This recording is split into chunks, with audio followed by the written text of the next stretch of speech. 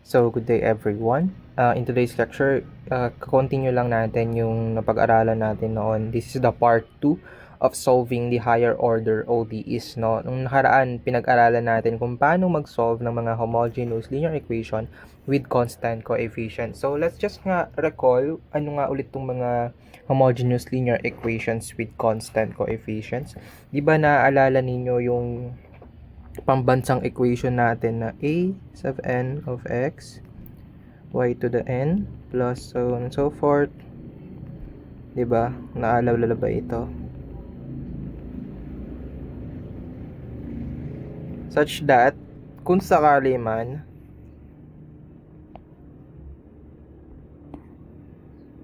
ang right hand side natin ay 0, tinatawag natin yung equation na ito as the homogeneous linear equation.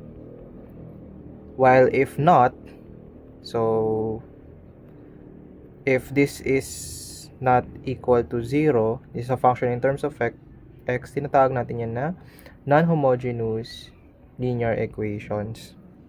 So, napag-aralan natin nakaraan kung paano mag-solve nito, no? Provided that yung mga a sub i's natin ay mga constant, kaya nga with constant coefficients eh. Ngayon, pag-aaralan naman natin ngayon kung paano mag-solve ng mga non-homogeneous linear equations with again, constant coefficients. So, mga constant lang ulit itong mga ito.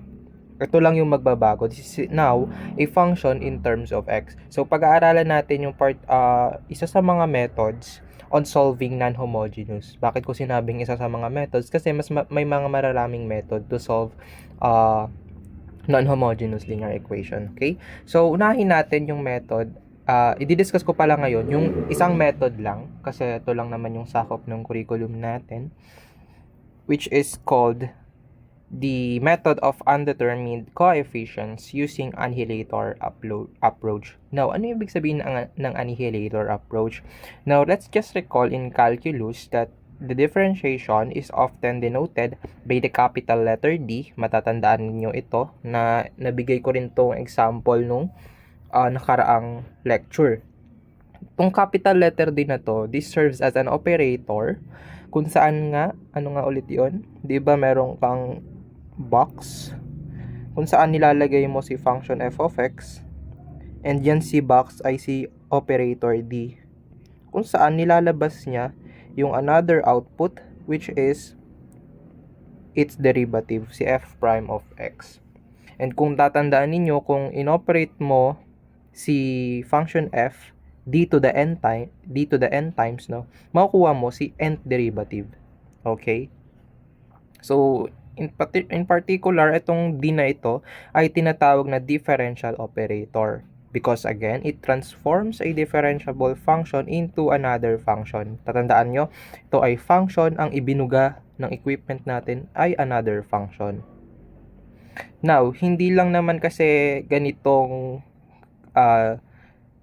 sulat ang pwede natin sabihin na differential operator. Pwede rin nating sabihin na yung mga polynomial expressions involving the capital D like as d plus 3, d squared minus 4d plus 2, or pwede rin magkaroon ng mga function in terms of x like 5x cubed d to the 3 minus 6x squared d squared plus 4xd plus 9 are also called differential operators. So, matatandaan ninyo yung mga in-input natin sa operators na ito is a function f of x. Ibig sabihin, yung y din, no? So, yung y lang yung pinapasok natin sa loob. So, some characteristics of this operator may involve 5x cubed or another variable in terms of x. Kaya nga, di ba, matatandaan ninyo yung pambansang equation natin, meron tayong ganito, no? Which this one is a function in terms of x. Pero ang goal lang natin ngayon is mga function na may yung mga DE with constant coefficient. So, ito yung isa sa mga example na hindi constant yung coefficients. Okay?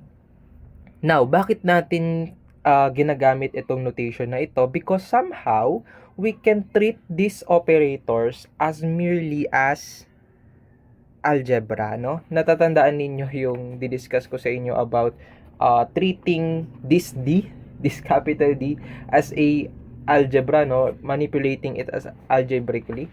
So, if we treat this quantity algebraically, we can somehow say that the operator D squared plus 5D plus 6, once we operate it to y, we can somehow factor it D squared plus 5D plus 6 in terms of D plus 3D plus 2, diba yan yung factor nun, as merely as algebra. If we treat it as algebra, no, pwede mong gawing x kung gusto mo man. You can factor out it. Ayun yung treating it as an algebraic quantity. And somehow, we can commute these two operators. Ibig sabihin nun, pwede ko munang unahin si D plus 3 na i-operate kay Y. So, ang ibig sabihin lang naman nito is that si D plus 2 as an operator, we want to operate it first to Y before operating it with D plus 3. On the other hand, ito naman gusto natin unahin i-operate si D plus 3 kay Y before kay D plus 2. Or after pala kay D plus 2, no? And all of those are just similar to this one, wherein si D squared plus 5D plus 6 yung inoperate natin kay Y. Yun yung isa sa kagandahan ng notation na ito, because somehow we can operate it as merely doing algebra. We can factor it out, no?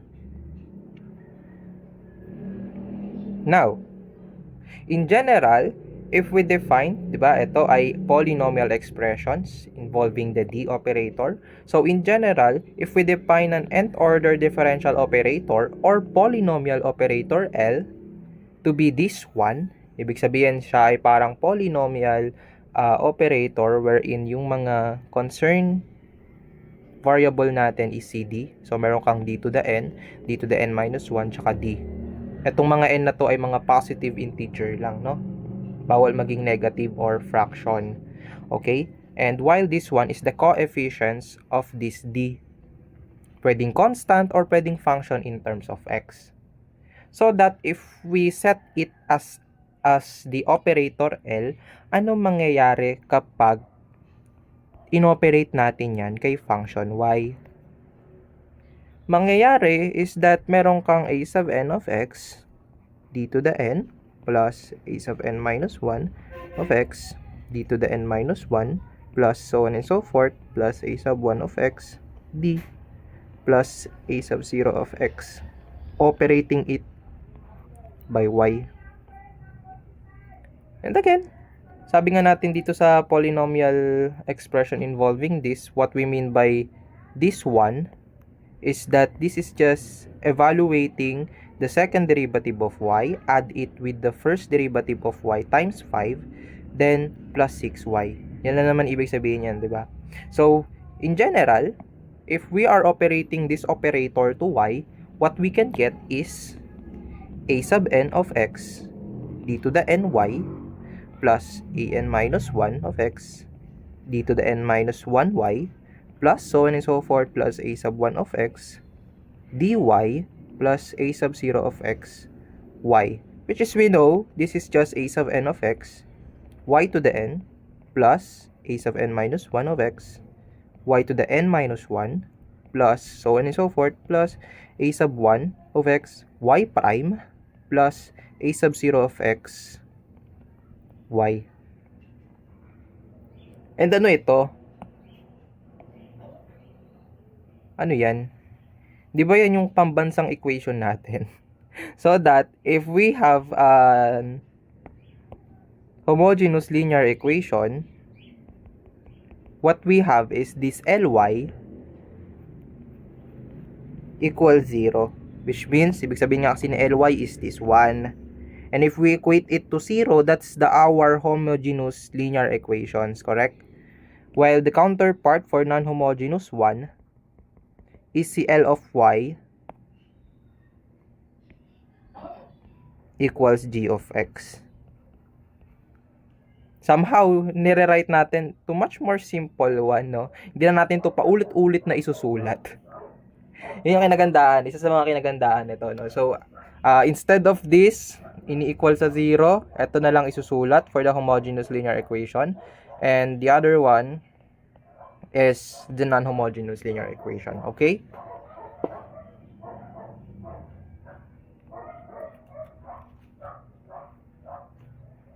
Now, as a remark for this, the differential operator L is linear operator. Ano ibig sabihin ng linear operator? It means that the function L of y satisfies this property, no? Once you operate L to y, dapat masatisfy niya itong property na ito. So, let's say this is y, written in this one, a constant times a function plus a constant times a function. If you are operating L to this function, you're just merely operating that L individually to each function. Tapos, they don't care about the constant. Pwede mong ilabas yung constant like this. Tawag dito, linearity property. And somehow, you get this in many operator that you've encountered already, no? Kunwari, yung limit functions. Di ba alam nyo yung limit? Yung limit ng ganyan, di ba? Pwede mo rin ilabas yan, di ba? You can somehow rewrite it as this. Di ba? Naalala nyo ba yan? Yan yung ibig sabihin ng linearity property. And hindi lang naman sa differentiation merong linearity property. There are also many concept that satisfies linearity property. And then isa sa mga magagandang characteristic yan, yung linearity property. You can also have the integral, no? Pwede rin yung integral. No, pwede yung ilabas yan. Yung integral, yan is just the integral of this. Hindi lang basta differentiation. Kasi yung L natin is differential operator, right? Polynomial differential operator. Okay? So, anong purpose? Anong purpose nitong L na ito? Ang purpose ni L is that given that L is linear and let's say with constant coefficient siya, ano ibig sabihin ng example na walang constant coefficient? Yung ito. Dito constant coefficients eh. So, disregard natin yun. So that if we have that kind of operator L with constant coefficient and y to be a function that is sufficiently differentiable, ibig sabihin enough yung differentiability niya, nag-exist, no? Then, if we try to operate L to that function f, and this happens to be 0, then L is said to be the annihilator of the function y equals f of x. Ibig sabihin, if you somehow operate L in function f, and ang ibiduga niya ay 0, ibig sabihin si L ay annihilator of the function f or function y. So, ganun natin dinefine si annihilator L. Okay? So, for example, let's say our function is polynomial. So, let's say f of x is equal to 3x squared plus 2. So, sabi, sino yung pwedeng mag-annihilate dito kay function f of x, no?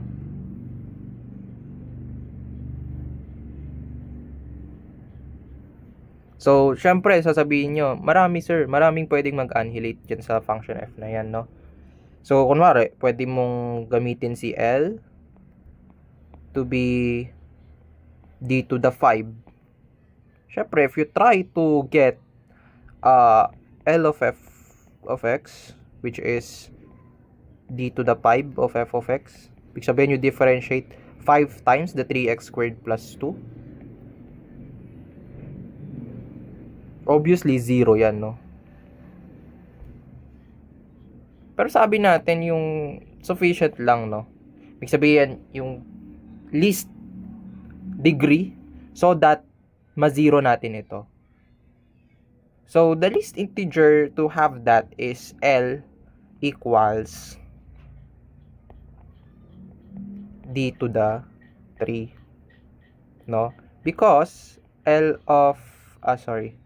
because L of f of x, which is D to the 3 of f of x, which is D to the 3 of 3x squared plus 2, is just 0. So, tandaan, maraming operator ang pwede natin makuha to annihilate any function f, no? Pero in this case, gusto natin yung pinakamalapit, pinaka-sufficient or pinaka-least na integer to just annihilate the function f. Okay? Another. So, rin ko to. Delete. Another one. Let's say we want to annihilate e to the x. If we want to annihilate e to the x, what we can do is that we know, 'di ba, na yung d of f is just e to the x again. O sige, sulat ko ng maayos para malaman nyo sunod-sunod. Yung derivative ng e to the x is just e to the x. So, if we somehow subtract d to the f of x minus the f of x itself, we can get 0, no? Kasi e to the x equals e to the x equals 0 yan. Sorry. E to the x minus e to the x equals 0. So, therefore, the operator that can be used to annihilate e to the x is just d minus 1 of f of x, no? Because if somehow you do that, you get d minus 1 e to the x, which is d to the x minus e to the x, which is just e to the x minus e to the x, which is 0. So, if it involves e to the x, we have d minus 1. Naaalala nyo ba yung nakaraan nating topic about the e raised to mx? Naalala nyo ba yan? Di ba naalala nyo na yung auxiliary equation for this one, kasi yung y prime niya, let's say, isulat natin as y yung f of x. Kasi yung y prime niya is just m e to the mx. So that, yung auxiliary equation from this is am minus 1 I plus b, di ba, equals 0.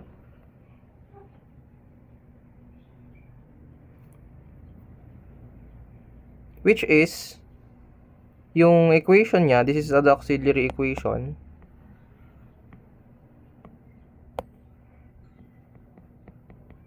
Which is, yung DE counterpart niya is written it as y prime, ay prime plus by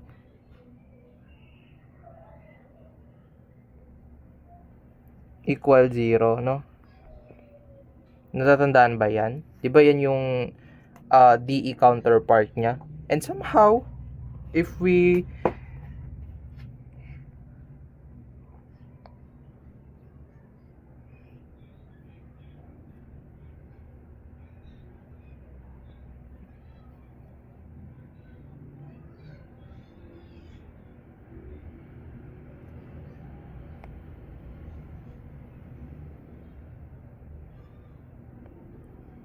and if somehow we can treat this as an operator, no, in D terms, no, meron ka dyang a d y plus b y. And so if we try to factor out, so if we set b so that we can rewrite it as A, no? Kasi we can write this B in terms of M eh, 'di ba? So that meron din siyang A. So alam natin from here na si M ay equal kay minus B over A. So that you can write B as a factor of A, no? Pero this one, kaya naman na natin mailabas yan. Meron ka dyang AD plus B, tapos Y equals 0. And this one operates, this is one the operator of Y. And so, yung Y na tinutukoy dito is si e to the mx. So, ito pala yung nag-a-annihilate sa e to the mx. Itong operator na ito. And similar lang siya dito, no? Meron kang first degree na D operator, no? Pareso. Tapos meron kang somehow a constant B which represents kung sino si coefficient netong exponent ng E, which is 1 to, no? Well, in this case, di pa natin alam. Ang coefficient ng Y dito is ito, si M, which is si minus B over A. So, by that, na re-realize natin ngayon yung pinagkapareho ni operator D doon sa auxiliary equation. And somehow, we can now deduce this idea if we try to compute, let's say, D minus 1 squared of Y. If we try to find Y, no, so that we have squared here, ito yung tinatawag na repeated roots, di ba? Kasi si positive 1 has a multiplicity 2. Matatandaan nyo yung auxiliary equation natin dyan is m minus 1 equals 0. Tapos may quantity squared. Ibig sabihin, si m1 ay positive 1 multiplicity 2. And alam natin, di ba, na yung general solution yan is e raised to the roots, which is 1 times x, tapos meron kang c sub 1 plus c sub 2 x. So merong additional c sub 2x. So let's just derive bakit ganito nangyari. Bakit ganito yung y? Because we know that this one is a function that is annihilated by this operator, no? Now, how can we show this? So, let's just try to say that D minus 1 can be rewritten as this manner, no? And somehow, we know that if we solve this, we expect another function. So, meron tayong D minus Y. Sorry. If we let this as, let's say, Z, kasi alam naman natin, ibubugan nito is another function eh, no? Which is Z. Therefore, magkakaroon tayo ng D minus 1, ito yon, times the Z equals 0. And if we solve this, we know that this is just Z equals C e raised to x. Diba? Alam natin yan. Shortcut na yan. Sige, kung gusto nyo i-verify yung sagot yan, yung sagot dyan. Because sige, kunwari, pinuha mo yung z prime. Yung z prime yan is just c e raised to x din. And you minus it, minus mo yan, 0 sagot, diba? Yun yung ibig sabihin nito. Kasi ibig sabihin yan is z prime minus z equals 0. So, ito yun. Diba? Now, solving for y, we can get now, ito, diba? Is equal to d minus 1 z, no? Ito yan eh. Nilet natin as z ito. So, yan siya, no? And this one is d minus 1 y equals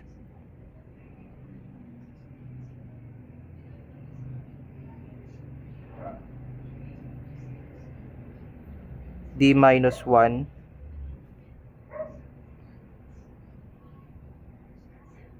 c to the x, no?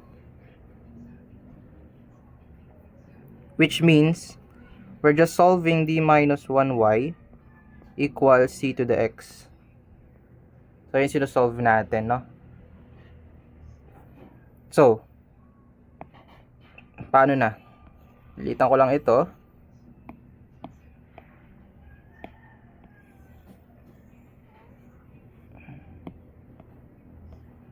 Okay ko lang yan dyan. So, yung solve na natin, solve d minus 1y equals c to the x. So, this is just y prime minus y equals c to the x, no? We can somehow solve this using method of linear linear equation. So hanapin mo si IF kasi ito ay yung standard form niyan is dy dx minus y equals c to the ex. So we need to know what's the integrating factor. So yan yung e raised to the integral of p of x, which is 1 minus 1, sorry. Meaning, magmumultiply tayo ng e to the minus x both side. So that, ang mangyayari is that meron tayong differential, yung y natin times the integrating factor is equal to, pag ginano natin, c na lang yan. So that if we integrate both side, we get y e to the negative x equal to x. So, si y pala ay equal kay x. May plus c pa, no? May plus c pa dyan. X c sub 1. X e to the x plus c x c sub 1 e to the x. So, I forgot. Meron palang c dito. cx. Kasi integrate natin yung c. So, meron kang cx. No? So that, meron ka ring c dito. So, meron tayong supposedly dalawang constant. cc tsaka cc sub 1. So, napansin ninyo, meron ka dyang e to the x. Dito makikita mo na meron kang y equals e to the x plus si first constant c sub 1 e to the first constant c plus si another constant, ito si c, tapos may buntot na x. So nakita nyo parehas iyan if you have a multiplicity 2. Now we can argue if paramihin natin to, no? So if we are dealing with d to the, say, alpha to the n, no? You can argue that the y here we can get is e to the x, sorry. Ayusin natin. You can argue from this process. Paulit-ulit lang din naman yan na linear equations na hahanap ka ng IF, no? So on and so forth. So that you can argue here that the general solution for that is y equals e raised to alpha x, yung root counterpart, because the AE here is m minus alpha, right? To the n minus to the n equals 0. Ibig sabihin, yung root natin is alpha of multiplicity n. Therefore, you can somehow argue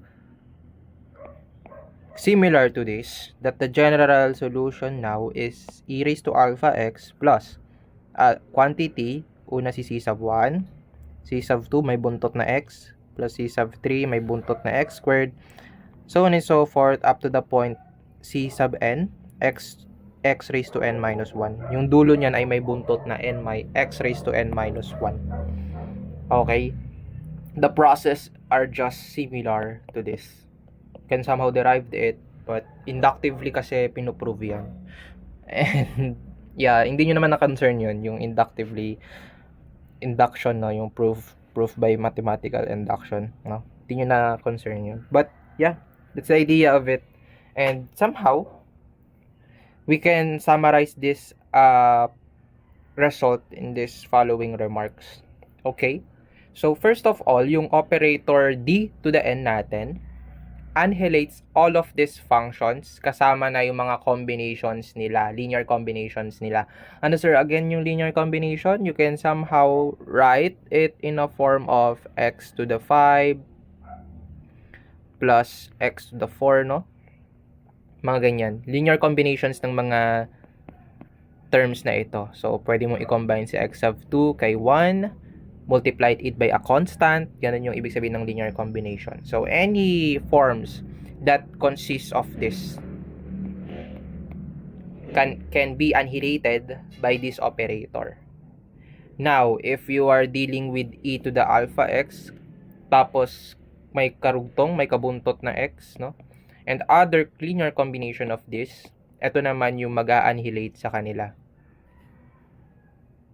Yun yung clue natin if meron tayong e to the alpha x, tapos may buntot na x. Yung mga buntot na to, yun yung nagre-represent ng power, no? Like this, no? First of all, if you were dealing with 1, syempre, ito lang yun, si e alpha. E raised to alpha x. And kung sakali man madagdagan yun ng 2, di ba may bubuntot na x? So that meron ka dyang n minus 1. So that kung meron kang 3, meron kang 3 minus 1. So yung dulo mo ay x squared. Yung dulong term mo or yung highest power mo for a polynomial is 2. Okay? Now, napag-aralan din natin kapag merong involved na sine and cosine, no? And ito naman yung formula for that. Now, hindi ko na siya i-derive pa sa inyo, no? But you can look at it. You can look at the derivation of it. But the concern is, you can just solve by a power of 1 lang muna, yung n equals 1. So that you can derive it using the property or you've learned about the distinct root with conjugate roots, no? Distinct conjugate roots. Yun, dun kasi siya galing. Pag-aralan yun dun sa nakaraan natin. Okay? So, ito naman, operator na ito, mag-a-annihilate sa mga ito. So, kinumbine na dito yung case 2 tsaka case 3 kung matatandaan nyo. Yung case 2, yun yung multiplicity, diba? Tapos yung case 3, yun yung may complex conjugates. Then, kinumbine sila all together to have this operator that annihilates all of this function. Kasama na yung mga linear combinations nila. Okay, so what you just need is to memorize this formula, no? Ito kasi madali lang, tsaka ito. But ito, medyo tricky siya and somehow you can find it more, no? Basta, ganyan siya i-formulate. Ganyan yung operator niya, okay? If you are involving cosine, tsaka sine. So, tatandaan ninyo, pag mayroong involved na cosine and sine, ito na agad yung formula. Not this or not this. Okay? So, let's just have an example so that mag-grasp ninyo itong mga operators na ito. So, let's identify the operator of the following function. Siyempre, ito, basic na agad. So, the least integer that annihilates 8x cubed is d raised to 4. No? So, L here is d raised to 4. Because L of f of x is just d to the 4 of f of x, which is just d to the 4 of 8x cubed minus 5x squared plus 1, which is just 0. Okay? Ganyan lang ka-basic. Now, again, kapag yung mga functions natin ay mga polynomial lang, we expect these operators. Tatlo lang yung kakabisaduhin ninyo. Because ito lang naman yung mga special functions na involved sa pagsusolve ng mga non-homogeneous linear equations with constant coefficient. Ang care lang natin mamaya for g of x is mga combinations of this. Yung mga hindi nabanggit dyan, ay hindi natin kayang isolve using annihilator approach. Ano yung mga example na hindi nabanggit dito? Yung 1 over x, ln x, no? Yung mga functions na hindi nabanggit dito. Yung tangent, Kasi ito ay linear combination lang ng cos and sine. We don't care about cosine over sine or etc. no? We don't know also the 1 over cosine, no? 1 over sine. Di natin alam yung mga ganyan. So, ayan yung mga functions na mamaya hindi natin papakialaman because we cannot solve them using annihilator approach, no? Yung method of undetermined coefficients using annihilator approach. Okay? So, yeah. Ito lang yung tatandaan nyo. Tatlong formula lang. Okay? Now, for the next example, we have x e raised to negative 3x. So, we have x here and we have exponential function. So, we know that our alpha here is negative 3. Yun yung exponent ni e, no? Tapos, we have x here. So, that we know that this is just equal to x raised to 2 minus 1, diba? E raised to minus 3x. Para malaman natin si n. Si n dyan ay si 2. No? Katulad dito. No? Dito kasi, si 8x ay pwedeng masulat as 8x raised to 4 minus 1. Ito kasi yung magsasabi kung sino si n. So, ayun yung n natin, 4. Okay? So, similar, in this one, n equals 2. Therefore, we now know the operator, which is si d minus si alpha, minus 3. Tapos, si n, which is 2, which is si d plus 3. So, yan lang naman yung operator that annihilates that functions. Basic lang, no? Napakadali lang. Then, another example, we have this. Okay, meron naman tayong exponential, tapos cosine, tapos sine, no? So, we can get alpha, beta, tsaka si n. We need to find them, no? So, si n, ano yung highest power natin? Highest power natin is 1 sa polynomial. Therefore, our n is 2. Because again, this can be rewritten as x raised to 2 minus 1. So, n is 2. Highest power kasi ng polynomial function natin dito ay 1. Therefore, n equals 2. Now, to find alpha, sino si alpha? Siya yung exponent ni exponential. So, dito, since meron tayong minus x, therefore, meron tayong alpha to be negative 1. And lastly, for beta, si beta naman, yun yung number kasama ni cosine tsaka ni sine, which is si 2. Diba, ang basic lang din hanapin.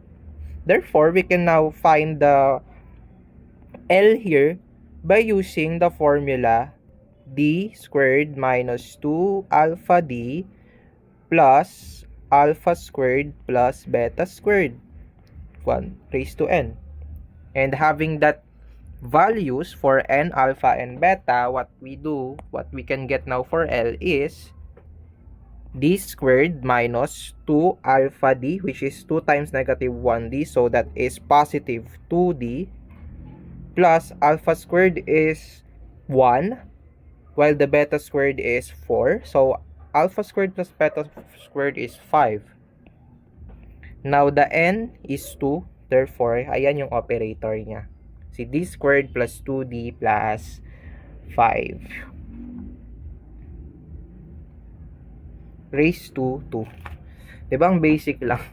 Ang basic lang hanapin nung mga operator that annihilates the functions f of x. Okay? So, you can try on your own etong function na ito. F of x equals to 4e raised to 5x minus 10x e raised to 5x plus 7x squared e to the 5x. Okay. So, paano naman, sir, kapag for example, iba yung number dito, no, kumpara dito. Kasi medyo pare-parehas kasi, sir, yung mga numbers na katabi, so that we can identify alpha and beta, no? So, paano naman yun, sir? So, let's just have another example that involves those. Tuturo ko lang sa inyo kung paano. Paano ba to? So, let's just litan ko lang ito.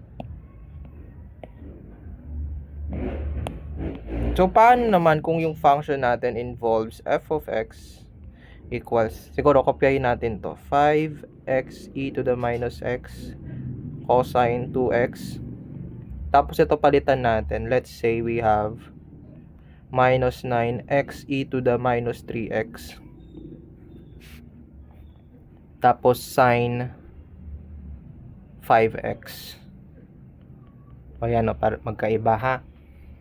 So, what you can do is split these two. So that we have f of 1 of x, which is 5x e to the minus x cosine of 2x. And the other one is f2, f1 yan is equal to minus 9x e to the minus 3x sine 5x. Okay, so that we can now solve for each annihilator of this. So, ano annihilator nito? Yung annihilator niyan is eto, no? Parehas lang yan eh. So, d squared plus 2d plus 5 squared. Then, ito naman, ito bago na to eh. Bagong example to. So, we find alpha to be minus 3, n to be 2, tapos beta to be 5. Therefore, our operator here is ano? D squared plus 2 times 3 is 6. 6D plus 9 plus 25. So, 25 plus 9 kasi square mo to, diba? So, 9 plus 25. So, that is 34 ba? 34. So, 34 quantity squared.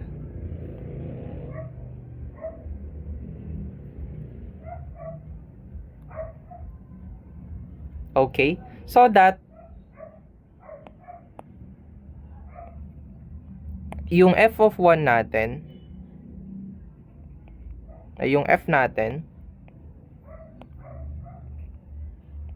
which is just f of 1 of x plus f of 2 of x. The annihilator of that is that the L we want is L1, L2. So that if we apply this function to this one, no, what we can get is, diba, pa-apply mo sa L1, L2. L1, L2 both side.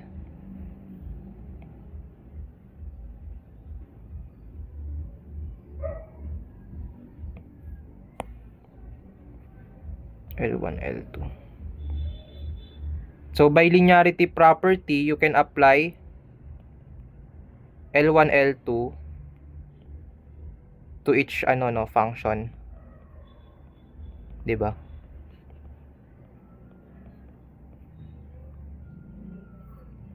So that we can get eto, 0 na ito. 0 to kasi in-apply mo si L1 dyan eh. You can somehow swap this so that si L1 yung una mong i-apply. So, 0 yon. And applying operator to 0 is just 0 rin. Then, ito, L2, once i-applied kay F2, magiging 0 siya. And, applying L1 to 0 function, 0 lang. So, 0 lang din yun. So, therefore, the operator for F is this, which is d squared plus 2d plus 5 times d squared, may squared pa dyan, plus 6d plus 34 squared. And yung kanyang operator. Okay. So that's how you know how to get the annihilator if iba-iba naman yung itsura. Okay?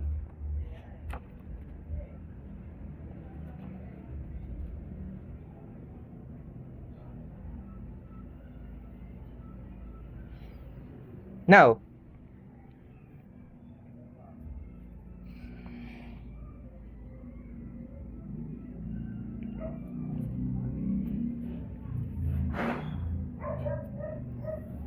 Ano naman silbi ni annihilator approach, sir? No? Anong silbi ni annihilator pagdating sa pagsosolve ng mga non-homogeneous linear equations? So, let's just define a result or a theorem correspond to a non-homogeneous equation. So, if we are given y sub p to be a particular solution of a non-homogeneous linear nth order differential equation, sino nga yan? Yan yung L of y equals g of x. So, yan yung NHD natin, di ba? Then, if we also have y sub 1 up to y sub n to be the fundamental set of solutions of associated homogeneous differential equation, HDE, which is, by the way, C. Sulat nga natin yan para hindi nyo makakalimutan. 0. Ito yung HDE, ito yung NHDE. Then, the general solution for the NHDE is this. Y equals the y sub c plus the particular solution. Where si y sub c is the complementary function, which is the general solution of the HDE. So, ganun lang pala i-solve si non-homogeneous linear equation. First, you just solve the complementary function. You just need to find y sub c. And to order to get to y sub c, you're just equating the non-homogeneous equation into homogeneous counterpart, yung homogeneous differential equation natin. And after that, you will get the y sub c. The challenge now is, saan natin kukunin itong y sub p? Sino yung y sub p na yan? Saan kamay ng Diyos natin kukunin si y sub p? Para i-add na lang doon sa y sub c. Because yung y sub c madali lang kunin kasi alam nyo naman na kung paano mag-solve ng homogeneous linear equations with constant coefficients, correct? Now, paano natin nahanapin si y sub p? No? Now, let's have first a method of solution on identifying y sub p. So, lagay ko dito method to determine y sub p. So, the method to determine the y sub p concerns about the method of undetermined coefficient. Kaya nga siya undetermined coefficient. You don't know first what's the coefficient and you want to determine that so that you can determine y sub p. So, again, naalala natin yung NHDE natin. Given tayo ng NHDE to be L of y equals g of x. Now, if we can somehow find an operator with lowest order, ibig sabihin ng lowest order, katulad kanina, no, marami tayong ways to identify an operator. For example, yung d to the, kunwari, yung function natin is x cube. Pwede tayo makahanap ng operator like d to the 5, d to the 6, no? Pero gusto natin yung lowest order, which is CL equals 4. So that if we find that lowest operator, lowest order operator, and we can somehow operate it in this equation, so let's say yung operator na yun si L1. So both side, no? Such that once we operate that operator L1 with lowest order to g of x, it will become 0. Ibig sabihin nun, si L1 pala ay annihilator ni function g of x. No? And if that's the case, ano na mapapansin natin with this one? Ito ay homogeneous na again. So that if we find out the homogeneous DE, madali na rin sa atin para isolve to, no? So, malalaman natin dyan si y, di ba? So on and so forth implies y equals blah blah. Equals blah blah. And that y has a constant on it, no? Kunwari, may c sub 1 e to the blah blah, no? Mamaya, bibigyan ko kayo ng example kung ano yung itsura niyan. so that you can identify yung mga sinasabi ko ngayon. So, basta ayun yung process.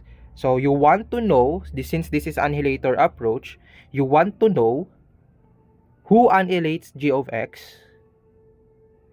And after that, solve the HDE with new HDE. Ito iba pa yun sa y sub c kanina. Yung y sub c is just the ordinary, which is zinero mo lang ito. While the other one, meron kang karagdagang L1. Okay, so let's just an example so that you can understand what am I saying. So let's just try to solve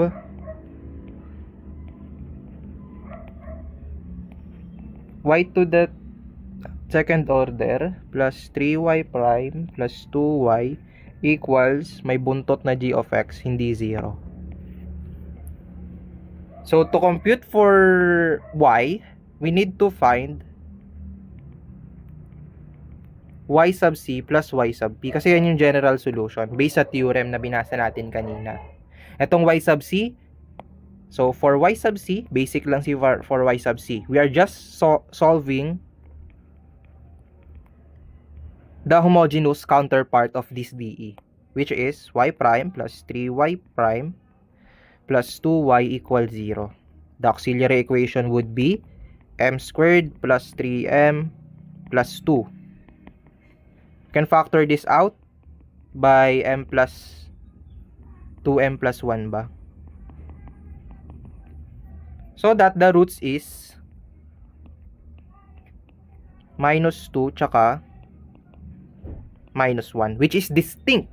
Therefore, the solution y sub c is equal to c sub 1 e raised to minus 2x plus c sub 2 e raised to minus x.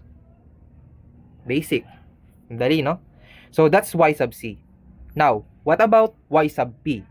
So, for y sub p, we need to know what operator annihilates 4x squared. We know that the operator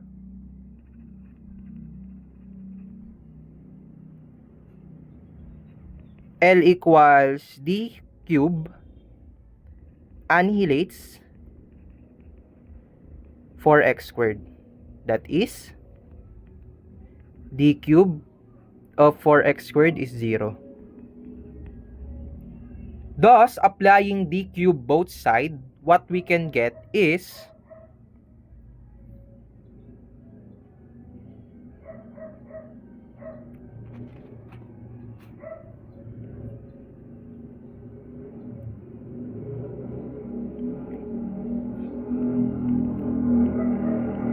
what we can get from this equation. Gawin natin siyang d notation so that alam niyo yung ginagawa natin. So, using d notation, we have d squared plus 3d plus 2 y equals 4x squared. Now, applying the d cube operator both sides to annihilate this right hand side, we can get d cube d squared plus 3d plus 2 ano to? Y, tapos ito d cube of 4x squared, which is 0. So, meron tayong d cube. Ito, factor out ko na to be d plus 2 tsaka d plus 1. So, 0. So, that we get the roots. First, m1 equals 0, multiplicity 3. M2, that is negative 2. And M3 is 1, minus 1. Therefore, the solution for this, which is the particular solution, is what? E raised to 0 times x, which is 1, di ko na isulat. Tapos may c sub 1 plus c sub 2x plus c sub 3x squared. Saan galing yan? Oh, baka mali to. Kasi 'di ba merong e raised to 0 times x tapos quantity c sub 1 plus c sub 2 x plus c sub 3 x squared. Kasi multiplicity 3. Tapos Etong mga ito.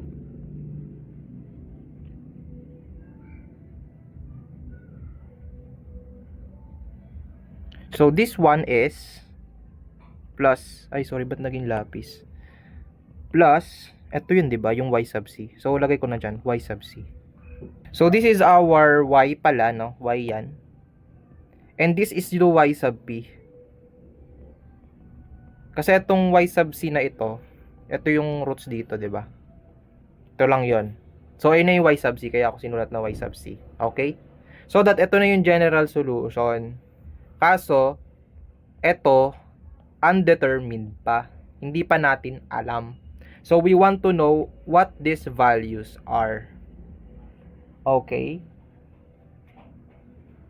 So, ibig sabihin pala, so, ulitan ko lang ito.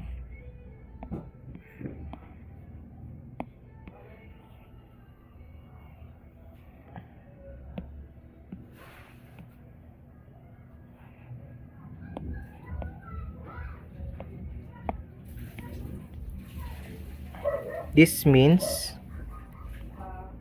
that y sub p is equal of a plus bx plus c squared, cx squared. Ba't ko sinulat na ganyan? Kasi gusto natin i-determine yung mga yan. Where a, b, c are constants to be determined. Kaya nga undetermined coefficient eh. Ibig sabihin, in the process, we want to know those undetermined ones. So, paano natin nahanapin ngayon yan?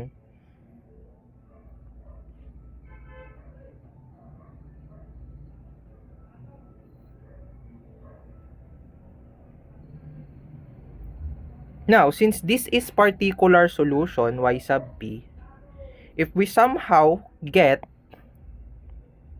the yp prime, which is what? B plus 2c x. Tapos si y double prime p is equal to 2c. Since this is particular solution, correct?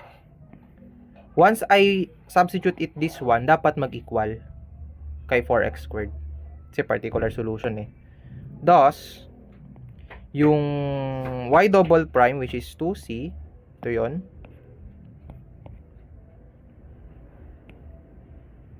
plus 3 times y prime, which is si b plus 2cx, tapos si 2y, sino si 2y? Yung yp, which is si a plus bx plus cx squared. That should be equal to 4x squared. So, meaning, paano yan? Pag samasamahin natin yung may x squared, tsaka yung may x, tsaka yung wala. So, pag samasamahin natin yung mga constant, so, we have 2c plus 3b plus a. Ngayon, yung kasama si x, that gives us 6c plus b. Yan yung may kasama kay x. Then, lastly, meron tayong cx squared. Ano ba? Na iba, no? Ay, sorry, meron pa twice dito. Because of this. 2y pala. So, 2yp. So, meron kang, ang dami naman. Ang dami nating mali. So, may 2cx squared dyan. Yung 2bx, merong 2b dito. Tapos yung 2a, may 2a dyan. Okay, yan. Tama na siguro. So, that is equal to 4x squared. So, paano yan? Ordered, or coefficient speaking, this gives us as follows. First, yung 2c plus 3d plus 2a ay 0. Yung 2c plus, sorry, this is, bakit dito? This is b. 2c plus 2b is equal to 0 again kasi yung x tsaka constant wala naman dito eh. Tapos yung 2c equals kay 4.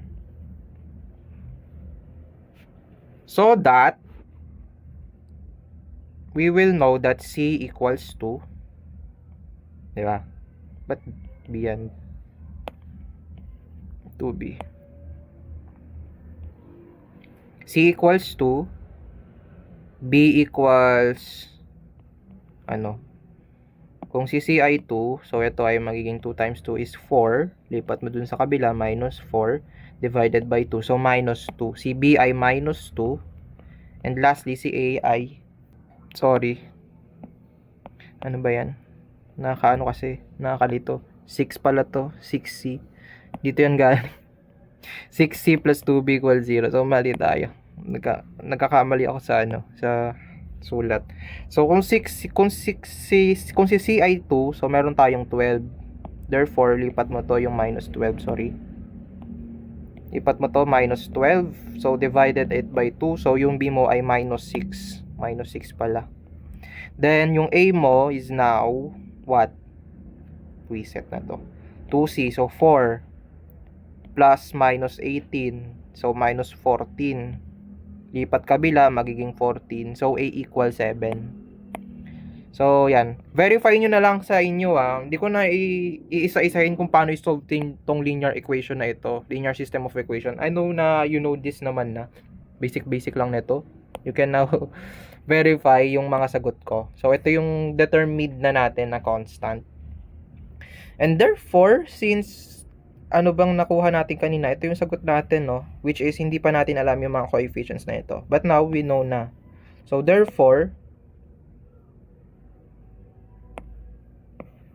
let me just have another, lagyan natin yan dyan. So, therefore, the solution for the given DE is now y equals yung y sub p plus y sub c, which is y equals, si y sub p?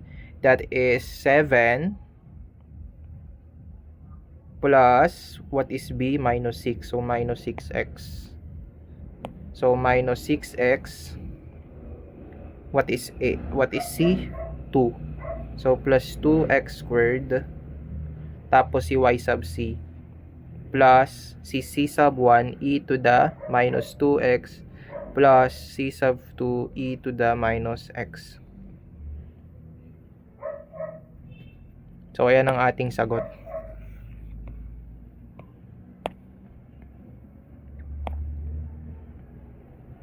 So, that's our answer for this differential equation.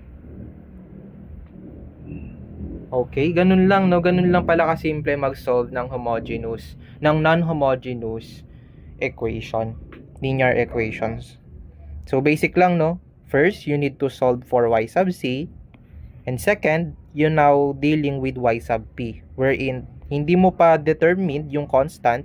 Kaya, i-determine mo siya using this method. So, you get, since y sub p is a particular solution, once I get the derivatives of it and substitute it to the values, dapat yung equality ay mananatili. It is correct, So that using that idea, we can now compare the constant or the coefficients. Kaya nga undetermined coefficients, you want to determine the coefficients. So that's the idea on getting the value for y sub p. So let's have another example. So let's say we want to solve y double prime minus 3y prime is equal to 8e 3 to the e to the 3x plus 4 sine of x. Now, mapapansin niyo to, parehas ito dun sa nakaraang example natin wherein kailangan natin i-split yung function so that malaman natin yung individual annihilator nila. Okay? So, gagawin natin yun mamaya. But before that, unahin muna natin i-solve si YC. So, ganito yung method of solution natin, para meron kayong guide. Para pare-parehas tayo. So, first, we are to solve y double prime minus 3y prime equals 0. The auxiliary equation for that is m squared minus 3m equals 0. Therefore, we can factor this out as m minus 3 equals 0, showing that m1 is equal to 0 and m2 is equal to 3. Therefore, y sub c is equal to e raised to 0 times x, which is 1. So, c sub 1 na lang. Kasi, meron niyang buntot na e raised to 0 times x, which is 1. So, burahin ko na lang. Plus, c sub 2, e raised to 3x. Okay, yan si y sub c natin, no? Now, for y p, we need to know what annihilates 8e to the 3x plus 4 sine x. So, we know, so lagay natin sa scratch natin, gusto natin malaman yung operator ng 8e3x tsaka ng 4 sine x. Hihiwalayin natin yan because we cannot find operator that annihilates both of them ng sabay, no? So, hihiwalay natin. Una, kailangan muna natin alamin kung sino nag-annihilate ng 8e to the 3x. So, that gives us alpha equals to minus 3. Sorry. But minus 3? 3. Tapos, wala tayong buntot na x. So, ibig sabihin, our n is equal to 1. Tapos, dito naman, meron tayong beta equals 1. And alpha equals 0 kasi wala namang e eh. Wala ring n. So, wala ring polynomial. So, n equals 1 lang. So that, we know na yung operator nung 8e to the 3x is what? Alpha is 3. So, meron tayong d minus 3. N is equal to 1. So, d minus 3 lang. So, d minus 3 annihilates 8e to the 3x. While the formula again, kapag may involving sign, huwag kakalimutan yung d squared minus 2 alpha d plus alpha squared plus beta squared quantity raised to n. Since n is 1, disregard. So, meron tayong d squared minus 2. Since 0 to, 0 na ito. Ito na lang solve natin. Which is 1. So, plus 1 lang. So, d squared plus 1. So, d squared plus 1 annihilates 4 sine of x. Therefore, yung d minus 3, kasi ko-combine natin yan, yan yung L1, L2 natin karina. Kasi ko-combine natin yan, L1, L2. So, combining that, we have d minus 3, d squared plus 1 annihilates 8e 3x plus 4 sine x. Sorry, surat ko lang ito ng maayos. 3x yan. Okay? So, this is just a scratch. Litan natin. So, therefore, following that idea, we can now solve the y, which involves yp and yc. So, ano tayo dito? Thus,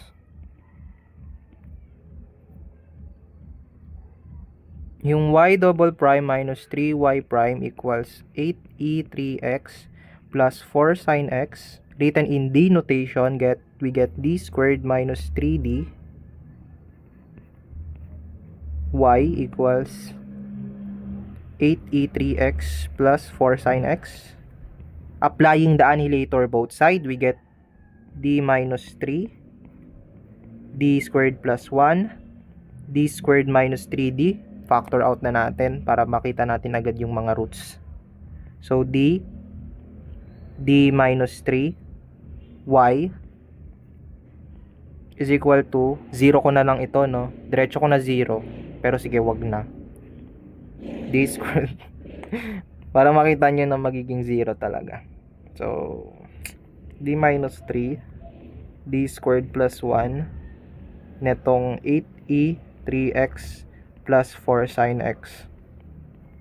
So that this is, ay, ang haba-haba. This minus 3, t squared plus 1, d minus 3y equals 0 because this operator annihilates this function. So that this is now an HDE, we can now find the auxiliary equation on that, which is this d. Papalitan mo lang ng m. So meron kang m minus 3, m squared plus 1, m minus 3, 0. So, ibig sabihin ng ating roots ay m1 equals positive 3 multiplicity 2. But multiplicity 2, meron tayo na to. M2 and M3 ay complex conjugate, which is si minus 1, minus I, tsaka C plus I. Which gives us the idea of alpha, which is 1 ay 0 and beta to be 1. So, palitan ko lang to. Unahin natin lagay yung positive. Kasi wala lang. Gusto ko lang. Tapos, M4 is 0. So, but in reality, 5 yan ha. Kasi meron ka 1, 2, 3, 4, 5. Kasi multiplicity to eh. Okay. So, dito sa complex conjugate, we identify the alpha and beta. So, therefore, the solution now is y equals, ano ba to? 9 natin tong part na ito, no? So, meron tayong e raised to alpha, which is 0, x, which is 1, burahin ko na. Tapos, meron tayong cosine ng beta, which is 1. So, meron tayong cosine x plus the sine of x. Okay, huwag kakalimutan yung mga constant. May kasamang constant yan. May mga buntot na constant. So, c sub 1, c sub 2. Okay? Tapos na tayo dun sa M2 at M3. Doon naman tayo kay isang M1, which is C plus C sub 3 E raised to 3x. Since this is multiplicity 2, Since this is multiplicity 2, we have E raised to 3x. Sin natin yung sulat. E raised to 3x times C sub 1 plus, C sub 2, C sub 3 na tayo. Plus C sub 4x. Kasi multiplicity 2 eh. Tapos 0, which is plus C sub 5. C sub 5 e raised to 0x. Tapos 1 lang yan. So, burahin ko na lang. Eh, mapapansin natin, we can somehow re-express this so that makuha natin si y sub c. At liitan ko na lang ito.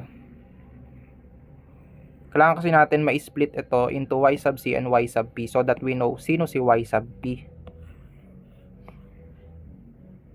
So, dito, pwede natin ipagsama-sama si c sub 1 cosine of x plus c sub 2 sine x plus si c4 e to the 3x, c4x e to the 3x, tapos si c3 e to the 3x plus c5, which is ito lang naman yung y sub p ay y sub c. So ano mo muna yung constant. Even though magkaiba yan, parehas lang yan. So sige, palitan ko to ng y sub 1 kasi any constant lang naman yan eh. Pag pinatan ko yan ng y sub 2, so ito y sub 1, yun lang din yung y sub c. So ito palitan ko to ng 3 tsaka 5. So parehas lang, no? So let's just stick on to that para hindi na tayo pa ulit-ulit ng sinusulat dahil apakarami nito. So that we know na si y sub p. Y sub p is equal to a cosine of x plus b sine of x plus C, which is dapat nga hindi natin sinusulat yung C kasi ginagamit natin yung C for the constants constants na hindi dine-determine. So, D na lang. D, yung D pala, operator natin yan. E na lang. Yung capital D kasi operator natin, so malilito rin kayo. So, EX, E raised to 3X. Where A, B, and E are the constants to be determined. Pakahaba talaga ng solution sa DE. Mag-ano naman tayo, magsosolve na naman tayo ng linear system of linear equations.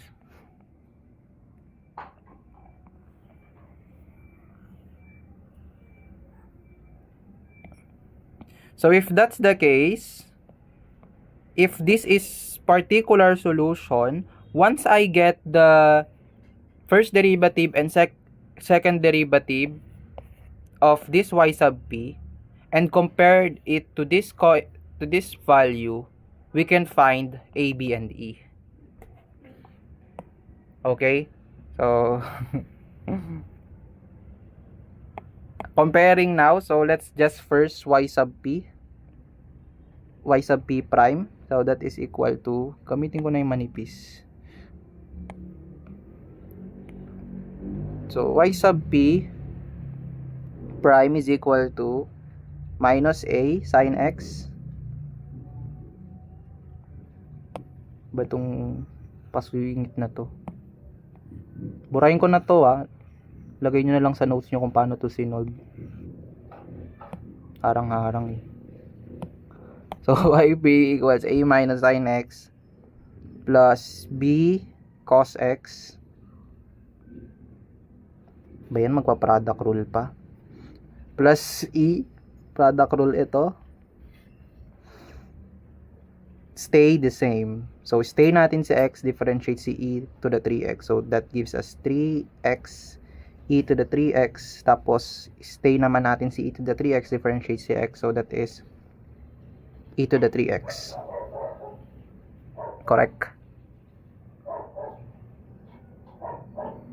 Tapos, kunin natin yung second derivative. Pakarami. So, meron ulit tayong minus A cos X minus B sin X plus E again. So, this is product rule na naman. 9x e to the 3x plus 3e to the 3x plus derivative ng e to the 3x, that is 3e to the 3x. Sorry. Medyo masikip na.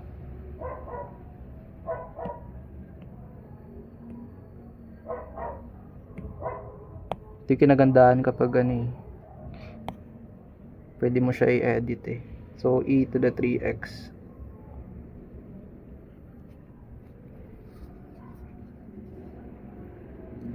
So that we can combine here. So this is y double prime Let's just simplify this further para maayos tignan. So minus a cosine x minus b sin x plus 9e x e to the 3x plus e 6 no 6 yeah 6 6e e to the 3x. Okay, so that gusto na natin ito. So yung y double prime, which is this one, so yung minus a cos, copy ko na lang itong buwisit na to, ayoko na isulat.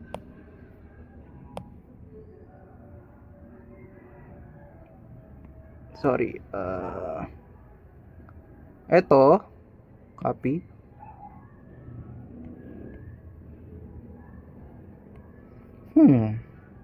What if liitan ko pa to? Wait lang, liitan ko lang itong mga bagay na ito para Isang page lang tayo.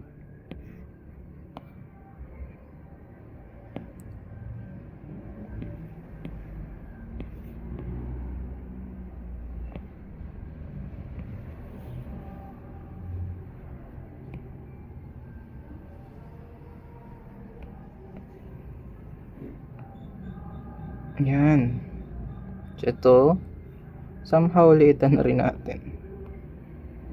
Ito yung YP prime. Ito, ito yung YP prime, which is ito siya, si Y double prime. YP double prime pala. So, kunin naman natin ngayon yung trice nito. Okay? So, kukunin naman natin yung trice niyan. So, that is minus 3 times this one. So, copy ko na lang din ito. Copy. Then, paste. Resize natin. Then, should be equal to 8e to the 3x plus 4 sine of x. Whew, what if kayo na? What if kayo na mag-solve ng mga A, B, and E? No? Sige. Actually, meron ako ditong cheat code on A, B, and E yan eh. A, B, and E. Pero sige na, solve na nga natin. Kawawa naman kayo. Kasi ako kawaway kapag ako nag-solve eh. So, let's compare this na. So, kailangan natin pagsama-samahin yung may e to the 3x tsaka yung may sin x. So, we don't care sa may mga x to the 3x tsaka yung may cosine x. Okay? So, we just need to pagsama-samahin. Kasi yung mga factor na may cosine or x, e, 3x, mga 0 yung equal na, no? So, let's find first the factor e to the 3x. Para alam natin. So, what's the factor of e to the 3x? That is, saan dyan yung may e to the 3x? Si 6e. Si minus 3. E. Ah? Hindi. Minus 3 lang. Wait lang. Magkakamali pa tayo dito sa buwisit na to, no? So, dapat meron ito. So, may e pa yan na factor. So, minus 3e. So, minus 3e. Okay. Tapos, sino next? Si plus sin x. Plus sin x. Sino yung mga factor na mayroong sin x? Si minus b. Si minus 3a. So, plus 3a. Minus yan eh. So, ayan lang, no? Tama ba? Tapos, si cos x naman. So, plus cos x. Sino-sino naman yung may kasama kay plus cos x? Kasama ni cos x si minus a. Si minus 3b. Yun lang, no? And lastly, for xe to the 3x. So, ayan naman, kasama yan ni 9e. Tapos, minus 9. So, minus 9 ito. Tama ba? Yeah.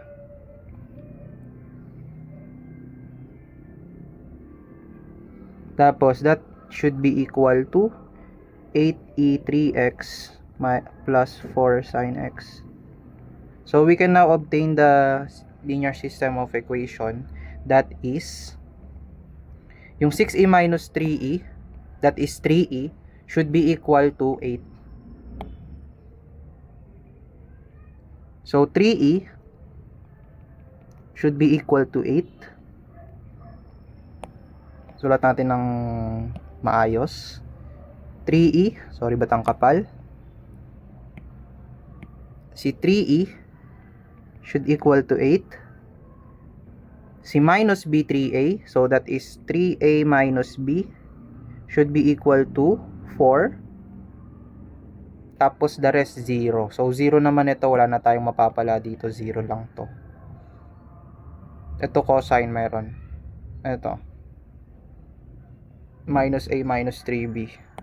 So minus a minus 3b is equal to 0. Kasi wala naman siya eh.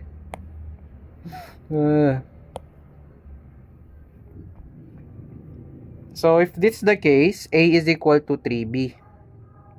So dito alam na natin agad na si e ay equal kay 8 over 3. Now we want to know what is b and e, no?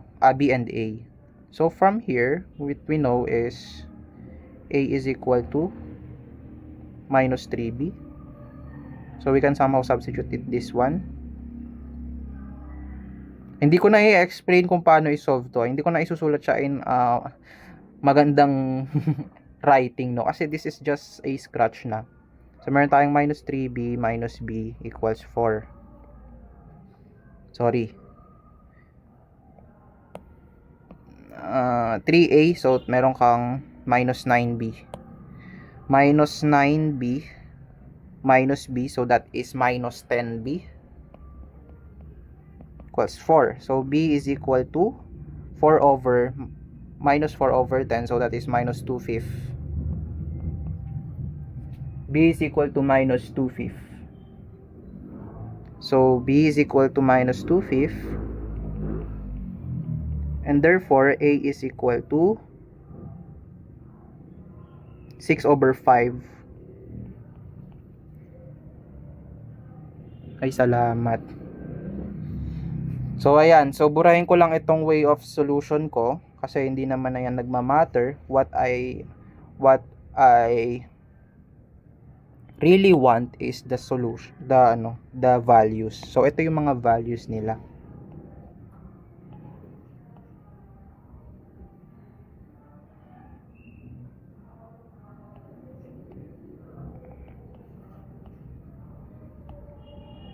So i-box natin para di kayo mawala. Okay, yan yung mga values. And therefore, pang malakasang therefore, the solution is now y equals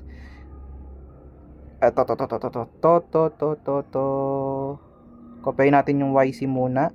So c sub 1, gawin ko ng c sub 1, no. Kayo nang bahala magpalit ng notes, sub notes nyo. So basta kopyahin nyo na lang tong c sub 1 tas c sub 2. Hindi, ito pala ay c sub 2. So ito c sub 1. I-similar nyo lang dito. So c sub 1 natin plus c sub 2 e to the 3x plus, ito na yung mga determined coefficients natin for a, b, and e. So si a kapartner ni cosine x. So sino yon? Si a cosine x. So that is 6/5 cosine x. Sino si b? Kapartner niya si sin x. So minus 2/5 sin x. Then si e kapartner niya yung x e to the 3x. So si e ay 8/3 plus 8 over 3 x e to the 3x. So ayan yung answer natin. Napakahaba ng solution, no? Ito yung solution natin for this non-homogeneous linear equation with constant coefficient. So I guess hanggang dito lang muna, dalawa lang example, no? So you can try on your own.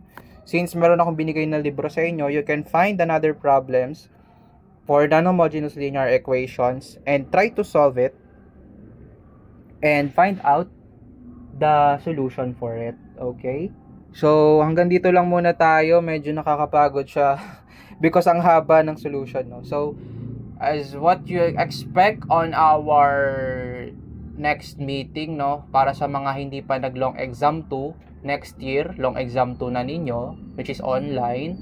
Then for the next week sa next year, doon na yung final exam. No, yung final exam nyo is just a multiple choice, no? So, sometimes it has a computational, pero expect nyo na most on conceptual yun, no? So, kung maaari man, meron na siyang computational, expect nyo, napakahaba nun, no? Tapos multiple choice, no? Syempre, di naman ako magbibigay ng, magsusolve kayo na napakahaba para lang sa multiple choice type of exam, no? So, just expect more on concepts. And syempre, meron din naman computational. Maglalagay din ako somehow, okay? So, that's it for this today's lecture. Sana marami kayong natutunan. At sana ready kayo for the exam. At sana walang bumagsak sa subject natin, okay? So, thank you for listening. If you have concerns about this lesson, you can type your queries or questions in our Google Classroom, or pwede nyo rin naman akong i-message privately, okay? So, that's all. Thank you and bye-bye.